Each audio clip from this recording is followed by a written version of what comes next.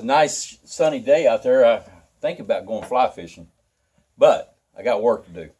I want to talk to you a little bit about this log right here, and this next part of this video is it's going to be how to break down that log.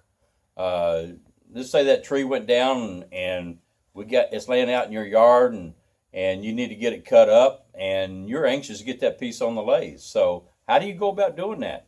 I will break down on paper how we're going to do this in the first part of this next video, which will be 2 parts.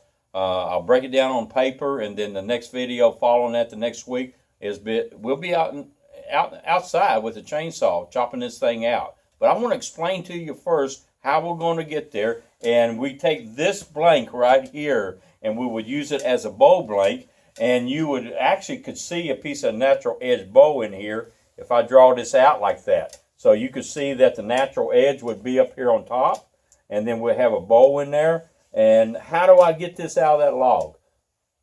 Hang on and I'll show you. Welcome to my workbench. Right now I want to show you how to get that wooden blank out of that tree.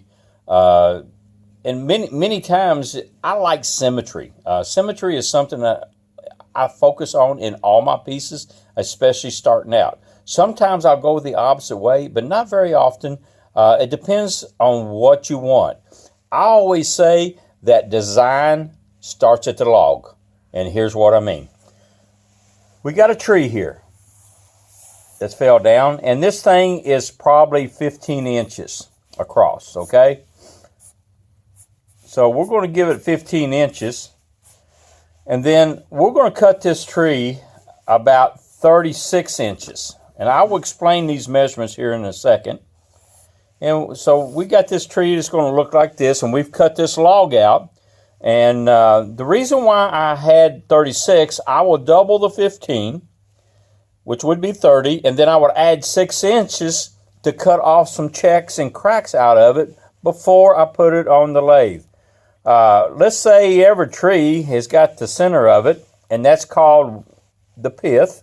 And around this pith that we got these growth rings, and every year you're going to get a growth ring, and they go like this.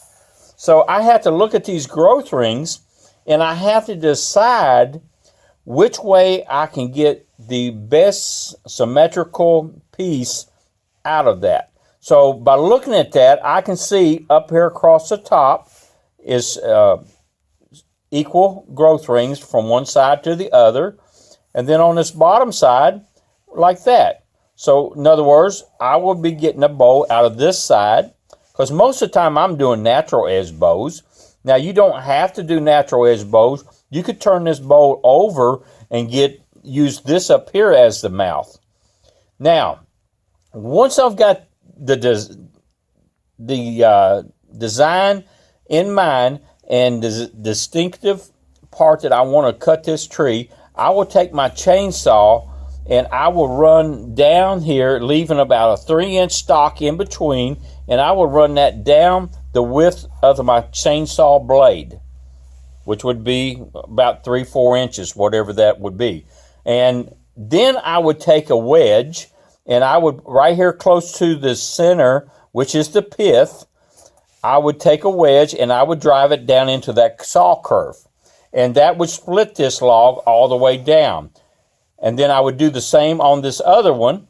I would split that log all the way down. Now I take a maul and a wedge, and these things will split very easily if you do that. And you're leaving about a 3-inch piece of stock right in the middle, getting rid of the pith.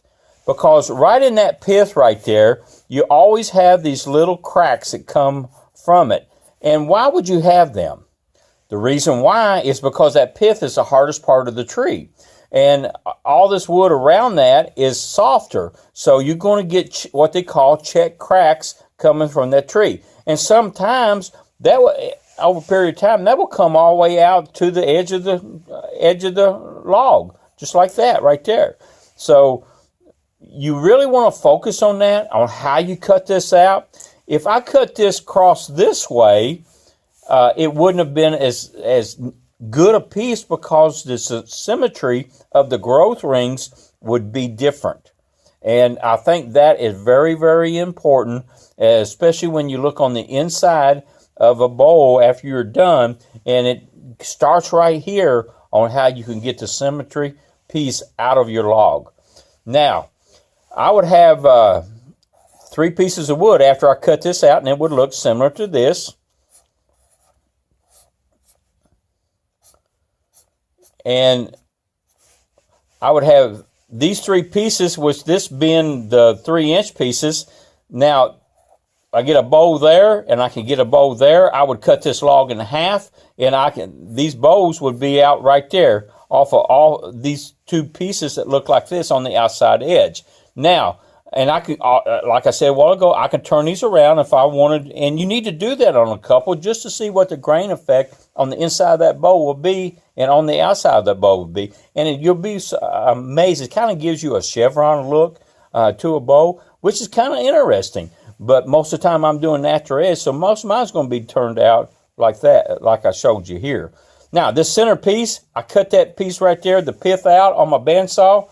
And you know what? I still use that because I throw it in my good old fireplace back there and get some energy out of it. You know, nothing wrong with heat. And then I will actually break these up in staves. I date these things and put them up. And since they're about 3 inches thick, 3 years from now, they're going to be ready to cut up into some Christmas ornaments, cherry rungs, whatever I want to use them for. Utilize all that tree, and you'll have fun with it. On this next video, we'll be outside with the chainsaw.